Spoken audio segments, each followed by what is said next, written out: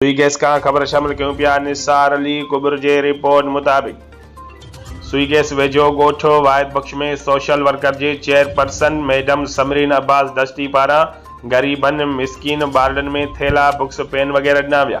उन मौक़े ते अमजद अली कुबर, इम्तियाज़ हुसैन दस्ती, मोहम्मद बचल दस्ती, मोहम्मद सलमान कुबर, डॉक्टर गुलज़ार, प्रिंसिपल माजिद चाकरानी भी मौजूद आ।